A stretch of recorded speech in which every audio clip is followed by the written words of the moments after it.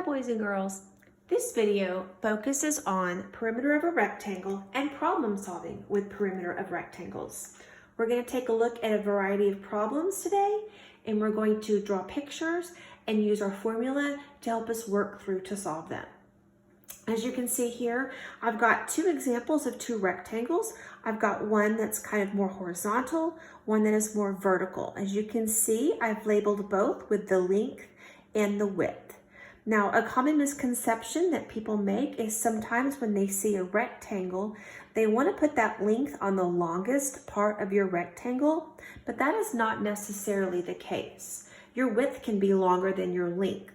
So your length, we put on the bottom, and your width is more kind of going up and down vertically. So let's take a look at three problems today. So the first problem, let's read it. A dog cage is 10 feet long and 5 feet wide. What is the perimeter of the cage?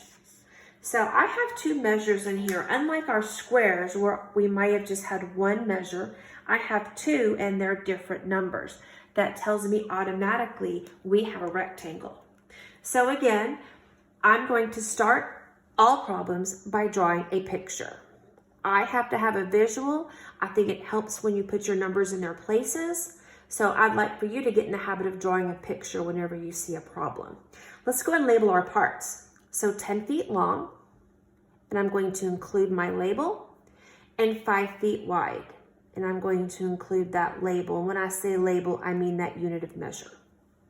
Now our question is, what is the perimeter? That's our unknown. So if you remember our formula for perimeter of a rectangle, our formula is length plus width plus length plus width. Now, one thing kids sometimes will forget when they see their rectangles, sometimes they see two numbers and they just stop right there. But remember, rectangles have characteristics. Opposite sides are equal in length. So I'm going to go ahead and fill in my other two sides. Even though I didn't say it in the problem, let's fill it in. So if this side is 10 feet, that means that side is 10 feet. And if this is 5 feet, this is 5 feet as well. Now I can go ahead and plug in all four numbers. If you forget to do that, by writing down your formula, you'll see that extra length and width, and that might help you remember, oh wait, there's two more numbers there. So let's go ahead and fill these in. So my perimeter is equal to 10 plus a 5 plus a 10 and plus a 5. Now I like to take my length and my width and put those together. So 10 and 5 is 15 here, and 10 and 5 is 15 there. And I know that 15 plus 15 is 30. And let's go ahead and put that unit of measure back on feet. So I can come back to my problem. The perimeter of the cage is 30 feet. Okay, let's take a look at another problem. So I'm going to take this. I'm going to erase our problem, erase our picture so that we can draw another picture. Let's look at our second problem. A TV is 20 inches wide, and I see that word wide there. That tells me width. Its length is twice as long as the width.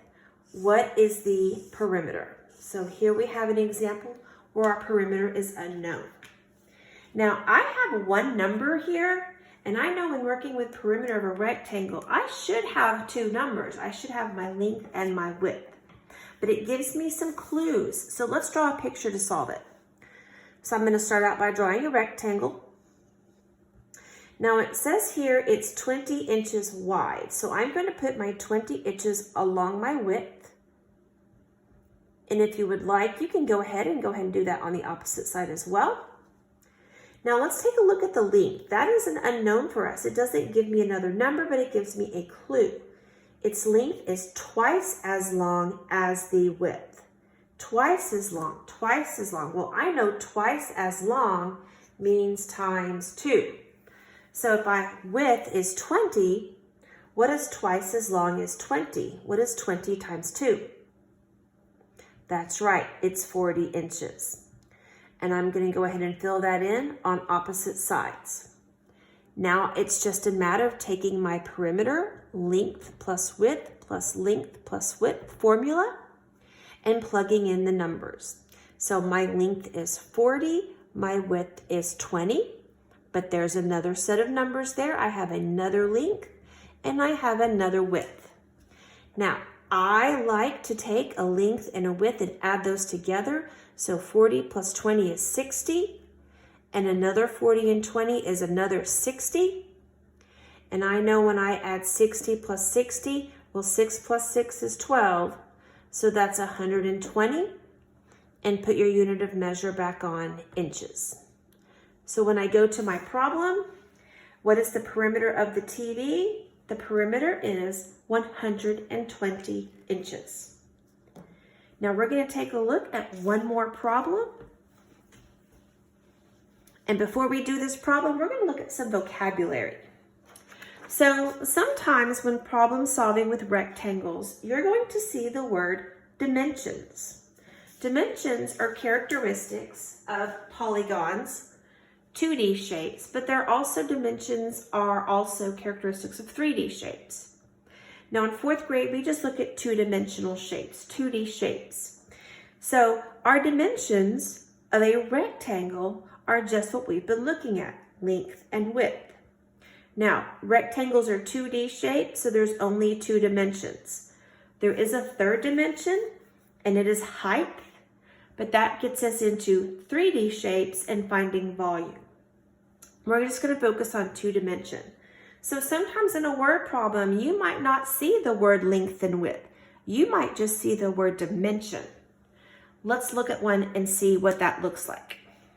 Okay? Here's our last problem. A rug's dimensions are 3 by 5. Now notice I said the word by instead of that word times.